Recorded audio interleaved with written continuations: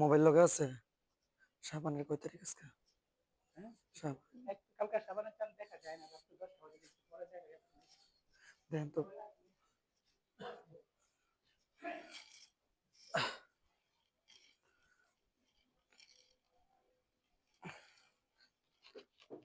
ধরেন, দুইটার ধরেন।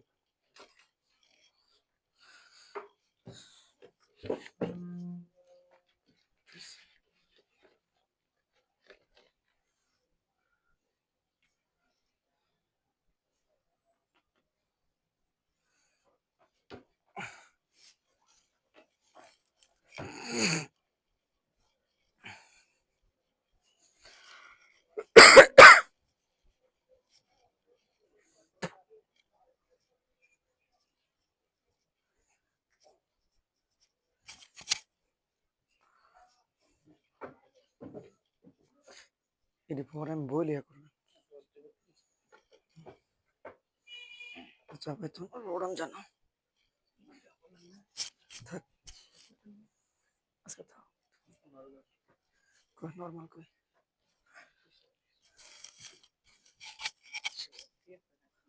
নিচে নামান বাস।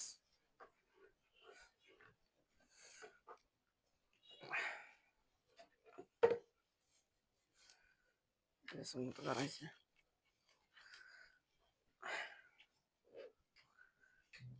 الحمد لله الذي خلق الإنسان وعلمه البيان ونشهد أن لا إله إلا الله ولا خالق إلا الله ولا رازق إلا الله وحده لا شريك له وأشهد أن سيدنا وسندنا وطبيبنا وطبيب قلوبنا ومولانا محمد صلى الله عليه وسلم وبارك وسلم تسليما كثيرا كثيرا أرسله بالحق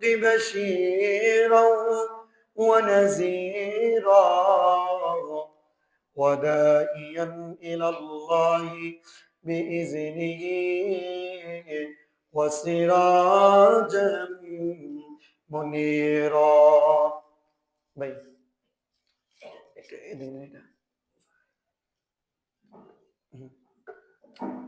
أما بعد فأعوذ بالله من الشيطان الرجيم بسم الله الرحمن الرحيم ألف لام ميم ألف لام را كتاب أنزلناه فيه ليلة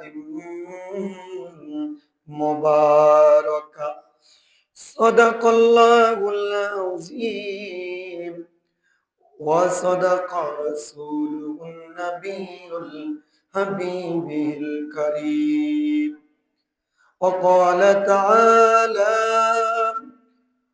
والفجر وليال عشر في شان حبيبي إن الله وملائكته يصلون على النبي يا أيها الذين آمنوا صلوا عليه وسلموا تسليما اللهم صل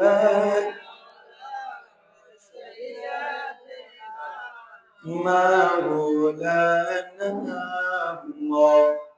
محمد وعلى آله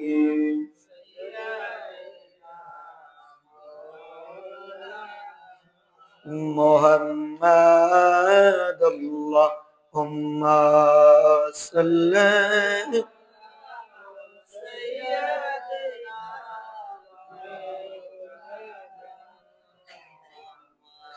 وعلى آل سيدنا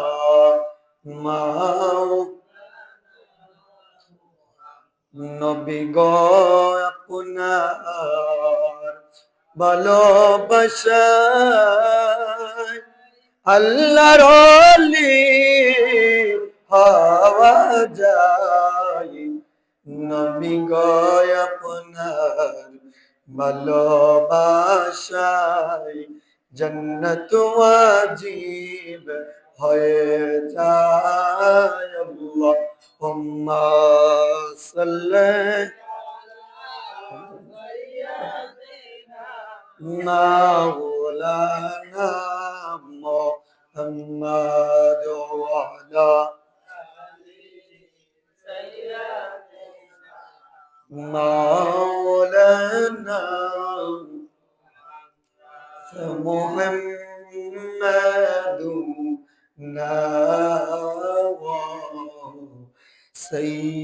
سيدنا فالعز لنا من شريعته الله الله الله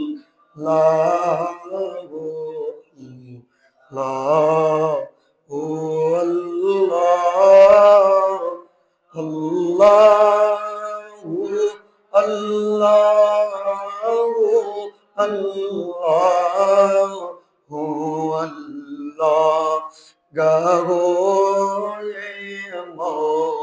دور غزل ہمیشہ اللہ اللہ اللہ اللہ اللہ اللہ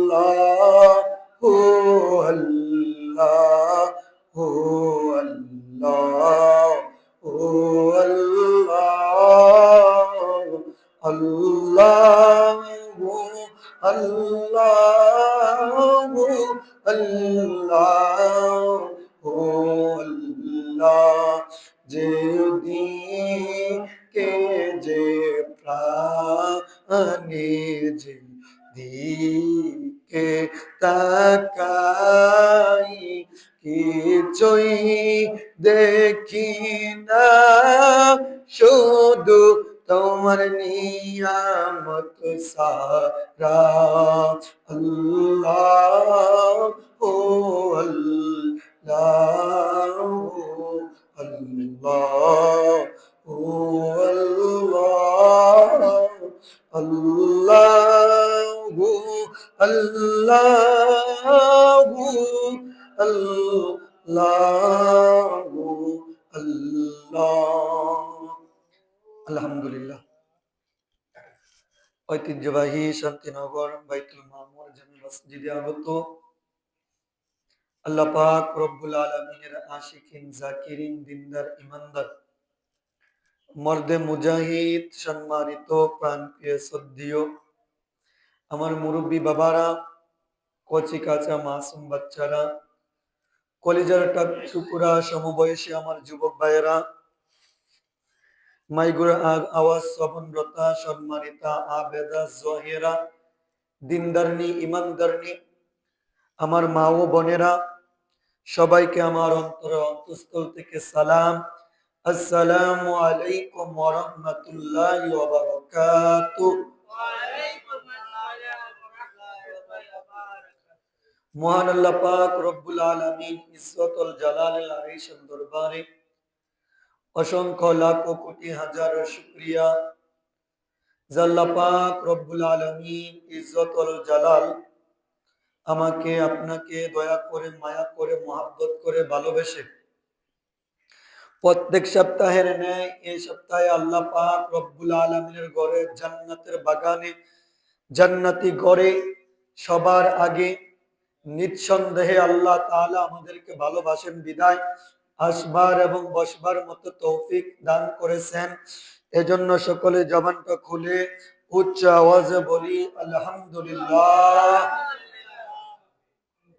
লাখো কোটি দুরুদ সালাম যিনি সৃষ্টির প্রধান আকর্ষণ, সাইয়্যিদুল মুরসালিন, ইমামুল মুরসালিন, খাতামুন নবিয়্যিন, নবিয়ুল হারামাইন, শামসুদ্দোহা, বদরুদ্দুজা, আশরাফুল আম্বিয়া, ইমামুল আম্বিয়া, সাইয়্যিদুল আম্বিয়া, সাইয়্যিদুনা কুদওয়াতুনা নবী মুহাম্মদুর রাসূলুল্লাহ সাল্লাল্লাহু আলাইহি ওয়াসাল্লামের উপর দুরুদ ও সালাম পেশ করছি। আল্লাহুম্মা সাল্লি ওয়া সাল্লিম ওয়া বারিক আলাইহি।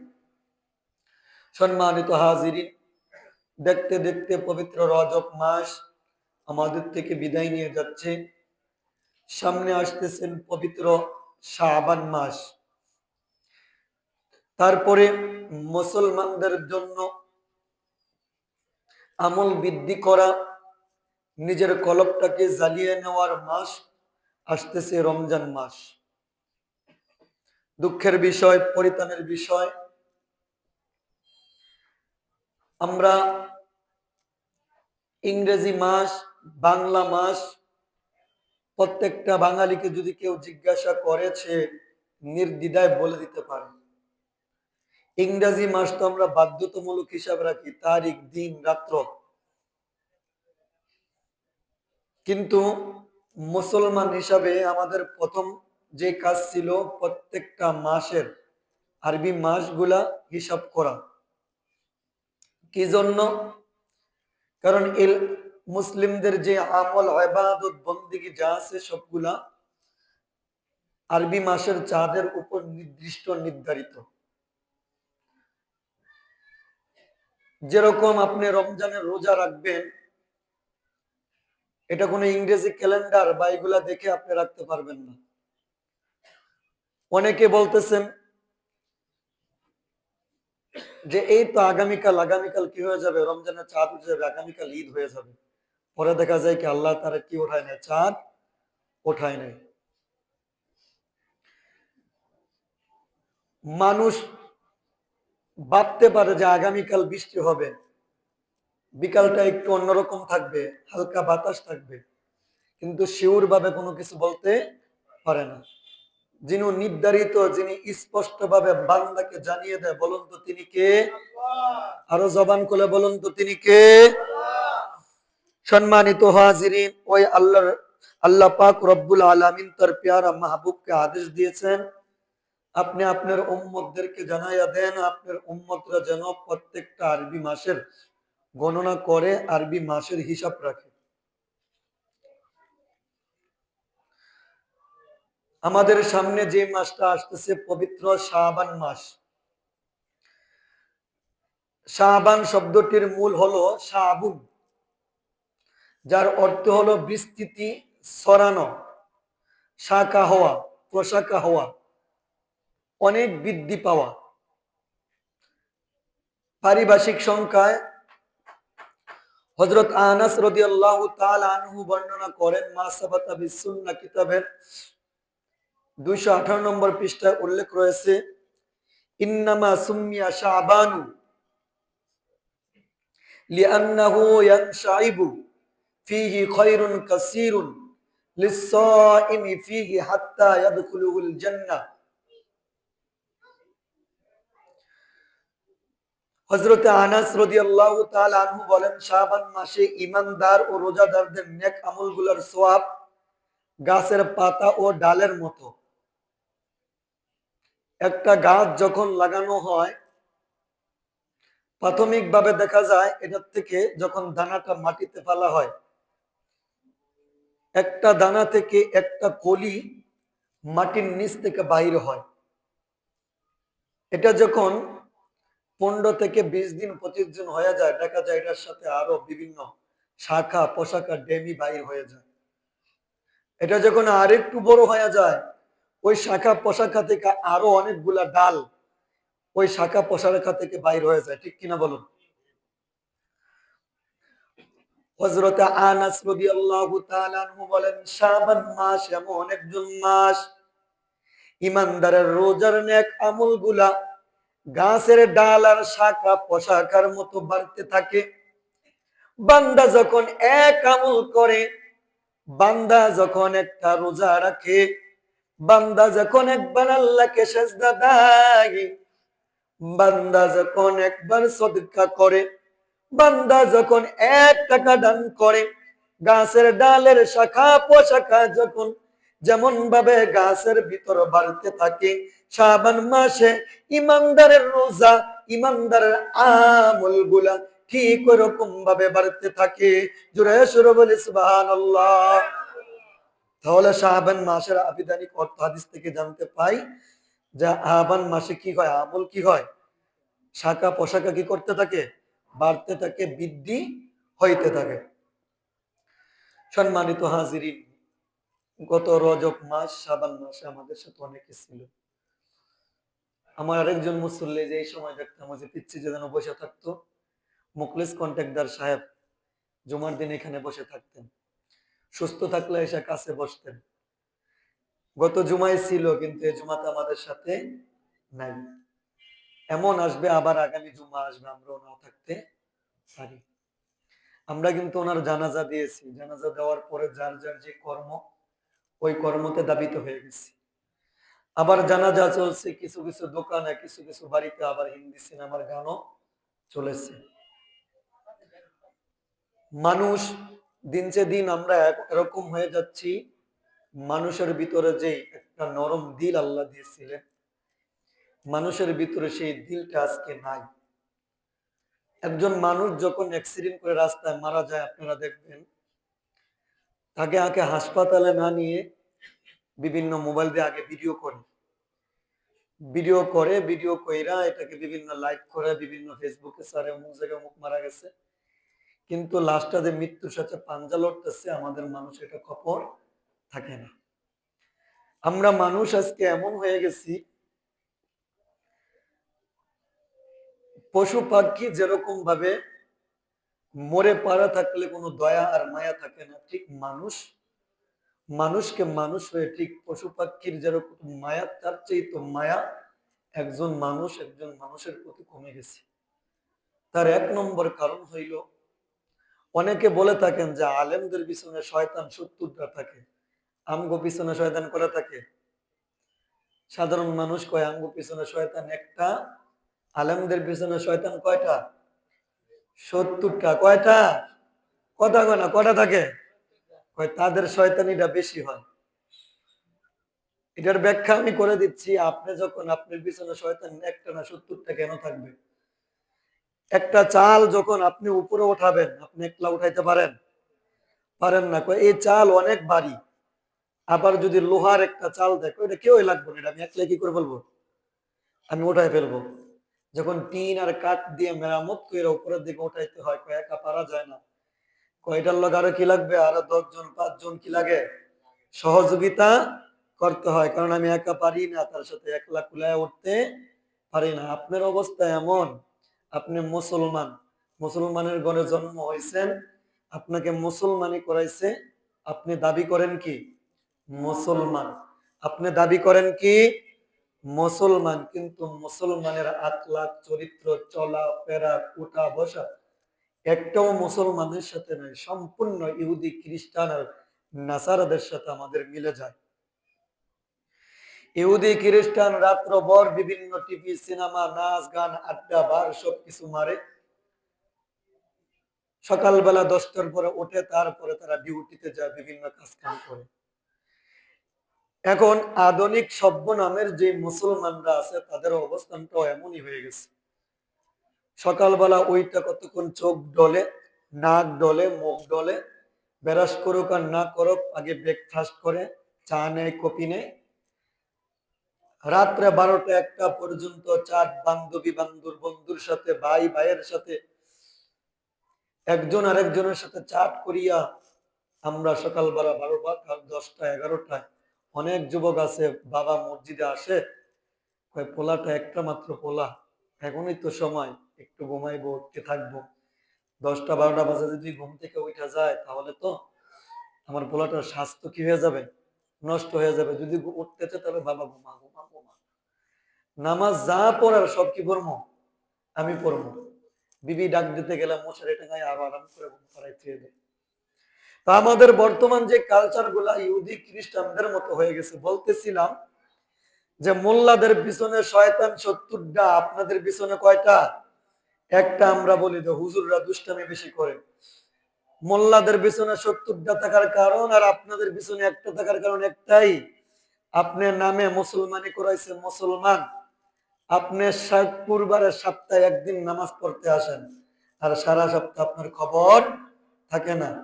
রমজানের সময় শয়তানকে জিনজির মারা হয়, মোটামুটি আসেন। তারপরে এই যে আপনাকে চাবি একটা মারে, 1 বছর পর্যন্ত এই চাবি আর লাড়াচাড়া দেওয়া লাগে না। যদি একজন মানুষ এক হাতে উড়াইতে পারে, তার 70টা দরকার নাই। ওই সময় ওই চাবি যে মারছে ওইটাই আপনি শেষ করতে পারেন না। এজন্য শয়তান আপনার পিছে একটা ঘুরে। মোল্লার পিছনে 70টা কেন ঘুরে? মোল্লায় জানে আই হ্যাঁ আমি গুনাহ করে ফেলাইছি, মসজিদে এসে সেজদা দেয়, আল্লাহর কাছে কান্নাকাটি করে, গুনাহ করছে আল্লাহর কাছে তওবা করে। তওবা করলে আল্লাহ তাআলা বলেন তওবাকারীর গুনাহগুলা আল্লাহ তাআলা এমন ভাবে ক্ষমা করে দেয়, পুরা এলাকাটা শান্তিনগর ময়লা আবর্জনা দিয়া যখন ভরপুর হয়ে যায়, আর আসমানের চাঁদ থেকে যখন বৃষ্টি শুরু হয়ে যায়, শান্তিনগরটা যেরকম একদম ময়লা আবর্জনা ক্লিয়ার হয়ে যায়। একজন তওবাকারী যখন আল্লাহর কাছে তওবা করে, আল্লাহ তাআলা বান্দার গুনাহগুলা তার অন্তর আর কলব থেকে এরকম ভাবে ধূলিসাৎ করে দেয়। জোরে সোরে বলে সুবহানাল্লাহ। যার পিছে যেইটা কষ্ট হয় তার পিছনে একজন থাকে না, 10 জন আর 20 জন লাগে। একজন মোল্লা যদি ভালো হয়, সমাজের 1000 মানুষ ভালো হয়। আর একজন ড্রাইভার যদি সে অ্যাক্সিডেন্ট করে যায়, তার পাশের হাজারো প্যাসেঞ্জার কি হয়ে যায়? অ্যাক্সিডেন্ট হয়ে নষ্ট হয়ে যায়। এজন্য আপনাদের পিছনে একটা থাকলে মোল্লাদের পিছনে 70টা না, আমি মনে করি মোল্লাদের পিছনে 1000টা শয়তান থাকে। কারণ মোল্লাকে যদি পথভ্রষ্ট করা যায়, একটা সমাজ আর জাতিকে ধ্বংস করে দেওয়া যায়। ঠিক কিনা বলুন? আজকে এই মোল্লারা বিক্রি হওয়ার কারণেই আজকে সমাজ নষ্ট হয়ে যাইতেছে। আমাদের সমাজের লোকগুলা, আমাদের যুবকগুলা আজকে নষ্ট হয়ে যাচ্ছে। মুসলমান ভাইরারে আমার বলতেছিলাম, আমার ইব্রাহিম ভাইয়ের আব্বাজান গত জুমায় আমাদের সাথে নামাজ আদায় করেছে, কিন্তু এই জুমায় আমাদের সাথে নাই। ও মুসলমান ভাই, আল্লাহ তাআলা বলেন সুম্মা রাদাদনাহু আসফালা সাফিলিন। ও আমার বান্দারা, তোমরা চিন্তা কইরো না, আমি আল্লাহ তাআলা তোমাকে একটা সময় আসবে নিচু থেইকা আরো নিচু নামাইয়া ফেলবো, নিচু থেইকা আরো নিচু নামাইয়া ফেলবো, দুর্বলের চাইতে আরো বেশি দুর্বল বানাইয়া ফেলবো। তুমি যখন দুনিয়াতে আসছো, দুনিয়াতে আসার পর 2 বছর হওয়ার পর বিছানায় প্রস্রাব করছো, বিছানার ভিতর তুমি প্রস্রাব করে দিছো, বাথরুম করে দিয়েছো, কান্না করলে, খিদা লাগলে তুমি বলতে পারো নাই, খিদা লাগলে বলতে পারো নাই, তোমার পোশাকটা তুমি নিজে পাল্টাইতে পারো নাও, এমনকি তোমার নাক দিয়া যখন সর্দি আসতো, ওই নাকের সর্দি গুলা তুমি নিজে নিজে পরিষ্কার করতে পারো নাই। তোমাকে আল্লাহ তাআলা জিম্মাদারি দিয়া মা বাবার দায়িত্ব দিয়েছে। তুমি কান্না করলে মা দৌড়াইয়া যাইতো, তুমি কান্না করলে বাবা দৌড়াইয়া যাইতো, তোমার বাথরুম গুলা পরিষ্কার করে দিত, তোমার পায়খানা গুলা পরিষ্কার করে দিত। ছোটবেলা দুর্বল ছিল, তোমার সামনে মা আগাইতো, বাবা আগাইতো, কিন্তু একটা সময় আসবে আমি আল্লাহ তাআলা তোমার শরীরে জং ধরাই ফেলবো। একটা বটিক যখন 1 বছর 2 বছর 3 বছর 4 বছর যখন এইটা দ্বারা ব্যবহার করা হয়, ওই বডিটা আগের মতো দাঁড় থাকে না, ওইটার মধ্যে আর শক্তি থাকে না। একটা সময় আইসা বডিটা জং দইরা দইরা দইরা দইরা মাটির সাথে মিশে যায়। আল্লাহ তাআলা বলেন সুম্মা রাদাদনাহু আসফালা সাফিলিন। ও বান্দা, আমি আল্লাহ তোমাকে শৈশবকাল দিলাম, আমি আল্লাহ তোমাকে বাল্যকাল দিলাম, আরেকটা কাল আসবে যৌবন কাল, শেষ মুহূর্তে তোমাকে আমি আল্লাহ তাআলা একটা কাল দিব, ওই কালটার নাম হইল বৃদ্ধাকাল। তোমার বয়স যখন 60 হয়ে যাবে, তোমার বয়স যখন 70 হয়ে যাবে, তোমার বয়স যখন 90 বছর হয়ে যাবে, ও বান্দা, আমি আল্লাহ তোমার একবারে দুর্বল ফালাইয়া দিব। তুমি বিছানায় পড়ে যাবা, তুমি দাঁড়াইলে বসতে পারবা না, বসলে দাঁড়াইতে পারবা না, ঠিক মতো ওযু করতে পারবা না, ঠিক মতো বাথরুম করতে পারবা না। ওযু করতে প্রসাব করতে যাইবা, প্রসাব কইরা আসার পর আবার একটু একটু করে তোমার প্রসাবটা পড়ে যাবে। নামাজটা ঠিক মতো আদায় করতে পারবা না, মসজিদে ঠিক মতো আসতে পারবা না, মানুষের সাথে ঠিক মতো চলাফেরা করতে পারবা না, ঠিক মতো তোমার জীবনটাকে কাটাইতে পারবা না। এমনকি আমি আল্লাহ তোমার হাত পা গুলা অবশ বানাইয়া দিব, বিছানায় ফালাইয়া দিব। তুমি যখন শিশু ছিলা, কান্না করলে মা আগাই আসতো, তোমার বাবা আগাই আসতো, কিন্তু যখন বৃদ্ধা হইয়া যাইবা, তোমার বাথরুম যখন করে দিবা, তুমি নিজে নিজে বাথরুমে যাইতে পারবা না। তোমার বিবিটা একদিন তোমার বাথরুম সরাইবে, 2 দিন তোমার বাথরুমটা সরাইবে, 3 দিনের দিন গলার ভিতর মুখের ভিতর কাপড় দিয়া নিজে নিজে বলবে, আর যেহেতু আর পারতাছি না, আল্লাহ নেয় না, এত কষ্ট আর কুলাইতে পারি না। আপনার বিবিটা আপনাকে দূর দূর করবে, যেই বিবিটার জন্য এত কিছু করলেন, বাথরুম করতে থাকবেন, প্রসাব করতে থাকবেন। আপনি যখন যৌবন ছিলেন, গড়েতে আসার আগে আগে বাবার জন্য সন্তানটা দরজায় অপেক্ষা করতো, মেয়েটা আপনার জন্য অপেক্ষা করতো।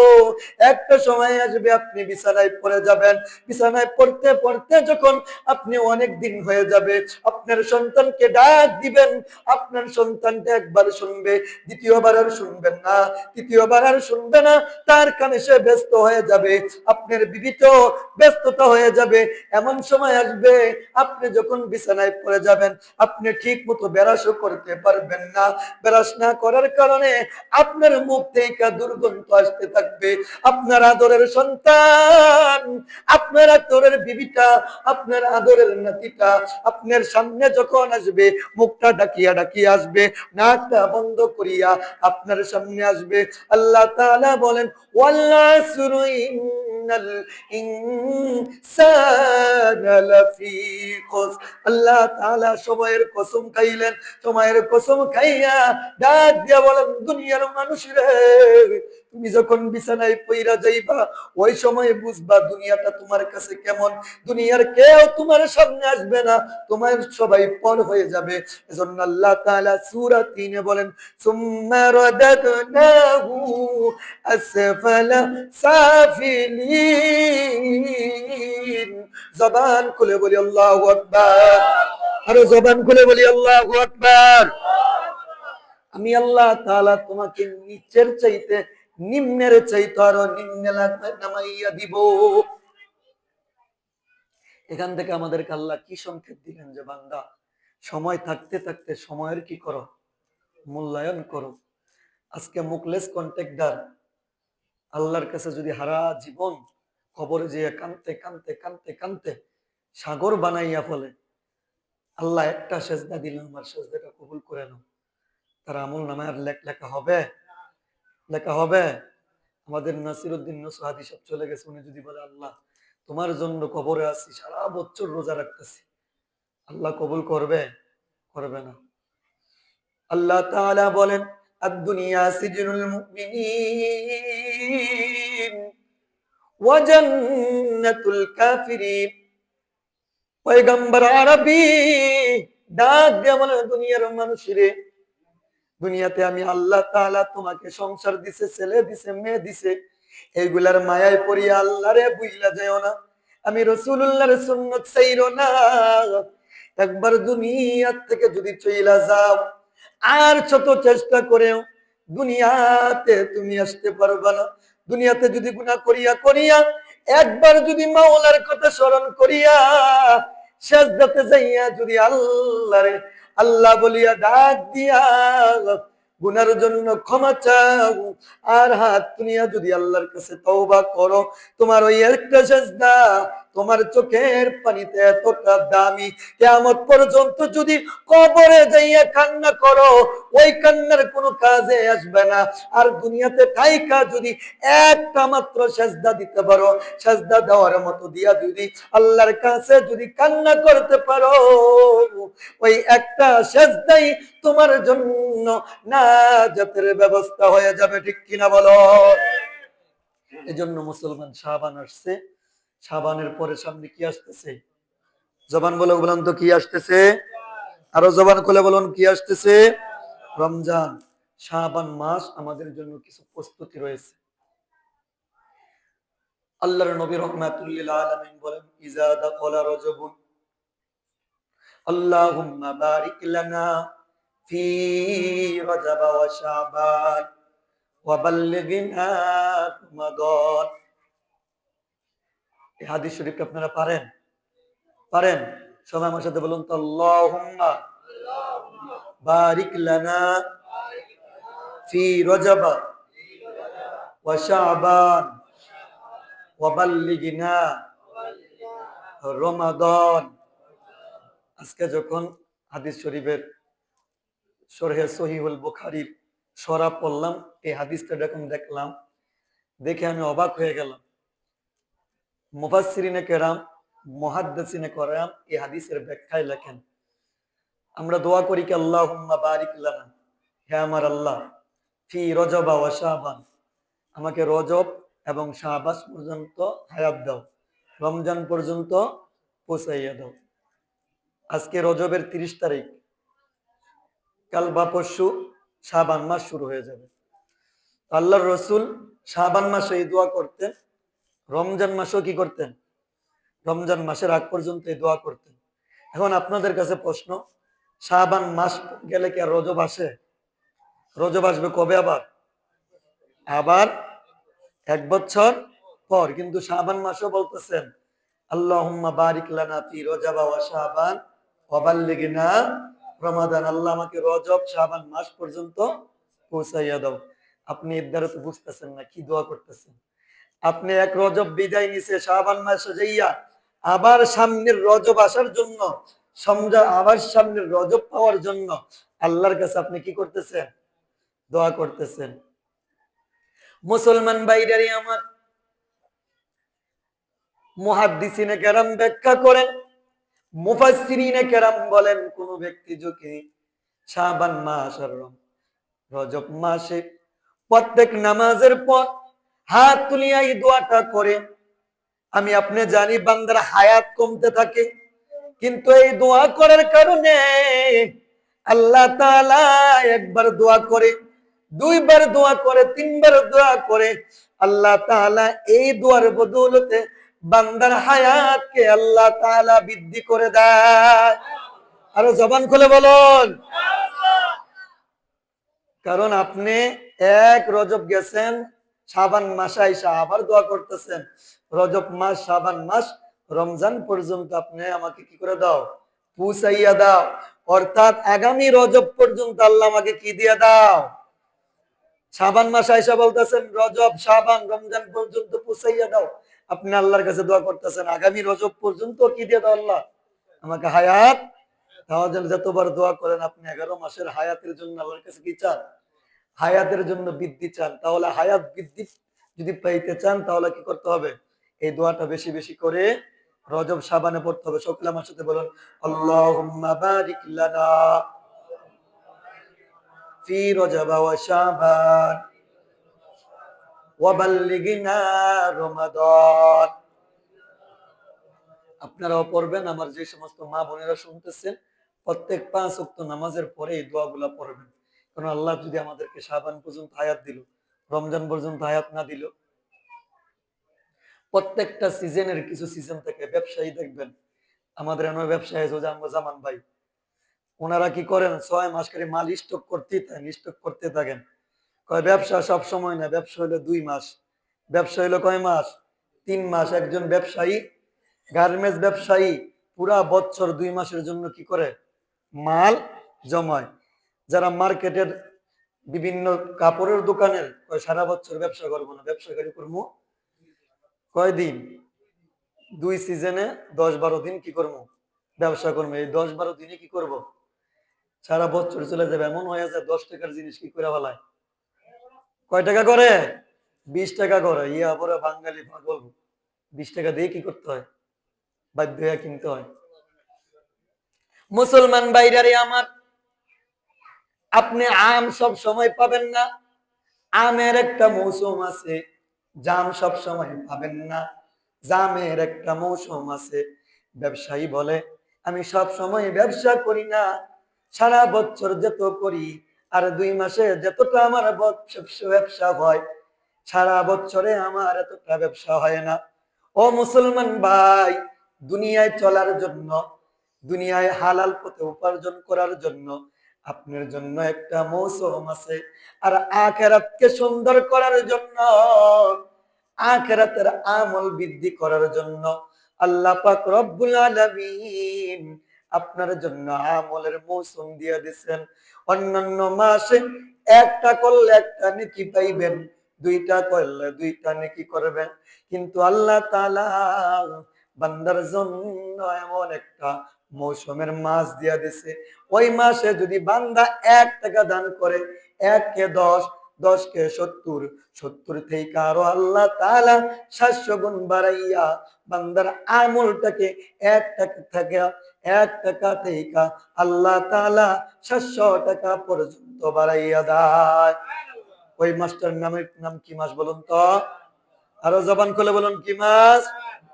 আমরা রমজান মাস পর্যন্ত আল্লাহ তাআলা আমাদের হায়াত দেব, চাই কি চাই না। আবার কিছু কুৎসিত ব্যবসায়ী আছে, কিছু মানুষ নামের জানোয়ার আছে, তারা এই রমজান মাসের জন্য মওজুদ করতে থাকে। বিভিন্ন জিনিস রমজান মাসে বর্তমানে যদি থাকে, এটা 5 টাকা, এটা 20 টাকা করে দেয়। দেখবেন লেবুর দাম এটা আকাশচুম্বী হয়ে যাইব। বুট, বেসন মেশন এগুলা যদি অনে থাকে স্বাভাবিক, এটা 14 গুণ হয়ে যাবে। রমজান মাসে একটু ভালো খাবে বুঝতো, এটাও আকাশচুম্বী হয়ে যাবে। এটা আমাদের বাংলাদেশের জন্য আমরা কপাল পোড়া, কিন্তু আরব দেশে যান, তারা নিজের হাত খুলে কি করে, রমজান মাসে সবকিছু কমাইয়া দেয়, আর বাঙালিরা কি করে, বাড়াইয়া দেয়। মুসলমান ভাইরারে আমার, শাবান মাস চলে আসছে। আম্মা জান আয়েশা রাদিয়াল্লাহু তাআলা বর্ণনা করেন, আল্লাহর রাসূল সাল্লাল্লাহু আলাইহি ওয়াসাল্লাম রজব মাস যখন চলে আসতো, এতটা হিসাব করতেন, এতটা হিসাব রাখতেন, কোন দিন জানি শাবান চলে আসে। শাবান যখন চলে আসতেন, রাসূলুল্লাহ সাল্লাল্লাহু আলাইহি ওয়াসাল্লাম অন্যান্য মাসে, অন্যান্য বছরে যতগুলা রোজা রাখতেন, শাবান মাসে এতগুলা রোজা রাখতেন। আম্মা জান আয়েশা বলে, আল্লাহর রাসূলকে নফল ইবাদতের জন্য রমজানের পর শাবান মাসে আমি এতগুলা রোজা রাখতে দেখছি, যা অন্য কোনো মাসে আল্লাহর রাসূলকে এতগুলা রোজা রাখতে দেখি নাই। আরো জবান খুলে বলে সুবহানাল্লাহ। তাহলে এখান থেকে 1 নম্বর শিক্ষা কি পাইলাম, আল্লাহর রাসূল শাবান মাসে কি রাখতেন, বেশি বেশি রোজা রাখতেন। তারপর আম্মা জান আয়েশা আরেকটা হাদিস বর্ণনা করেন, গত জুমায় আমি বলেছি রজবুন শাহরুল্লাহ, আল্লাহ তাআলা বললেন রজব মাস আমি আল্লাহর মাস। আর নবীজি জানাইয়া দেয় শাবান মাস আমি রাসূলুল্লাহর মাস। আল্লাহর নবী ডাক কয়, আল্লাহ, আপনি রজব মাসটাকে আপনি আল্লাহর জন্য নিয়ে গেলেন, আপনি শাবান মাসটাকে আমি রাসূলুল্লাহকে দিয়ে দিলেন, আর আমার উম্মতের জন্য আপনি কি দিলেন? আল্লাহ তাআলা ডাক বলেন, হাবিবুল্লাহ, আমি আল্লাহ বললাম রজব মাস আমি আল্লাহর মাস, শাবান মাস আপনি রাসূলুল্লাহর মাস, আর রমজান মাস আমি আল্লাহ তাআলা আপনার উম্মতের মাস হিসাবে দিয়ে দিলাম। আর জবান খুলে বলে সুবহানাল্লাহ। আম্মা জান আয়েশা বলেন, শাবান মাস যখন আসতো, রাসূলুল্লাহ এমনও দেখা যাইতো আকাশটা যদি কালো থাকতো, আকাশটা যদি উত্তপ্ত না থাকতো, আল্লাহর রাসূল পুরাটা শাবান মাসে রোজা রাখতেন। কি জন্য রোজা রাখতেন? এক নম্বরে শিক্ষা দিতেন, আমি আপনি পরীক্ষা দেই, প্রথম সাময়িক, দ্বিতীয় সাময়িক। প্রথম সাময়িক এই জন্য দেয়া হয়, একটু একটু ভুল করবা, দ্বিতীয় সাময়িক এটা শুধরাইয়া নিবা, তৃতীয় সাময়িক যখন পরীক্ষা দিবা ওইটার ভিতরে যেন কোনো ভুল না থাকে, পরিপূর্ণ প্রস্তুতি নিয়া তুমি তৃতীয় সাময়িক পরীক্ষা দিবা। রাসূলুল্লাহ বলেন, তুমি রজব মাসে কিছু কিছু রোজা রাখো, শাবান মাসে পারলে 30টা রোজা রাখো, না পারলে 10টা রাখো, আরো পারলে 15টা রাখো। যদি না পারো কিছু কিছু রোজা রাখো, তাহলে কি হবে? রমজান মাস যখন আসবে, আপনি যখন একটা জিনিস বারবার প্র্যাকটিস করবেন, ওই রমজান মাস আসলে আপনার কাছে আর কষ্ট হবে না, এক কষ্ট হবে না। রমজানে যদি ইচ্ছাকৃত ভাবে যদি কেউ একটা রোজা ছেড়ে দেয়, সারা বছর যদিও সে রোজা আদায় করে, একটা রমজান মাসের রোজা তার কাজা হবে না, কাজার সওয়াব কি হবে না? আদায়। তাহলে রমজানের রোজাটা কতটা গুরুত্ব। এজন্য রমজান আসার আগে আগে আমরা কি করব? শাবান মাসে রোজার প্রস্তুতি নিব।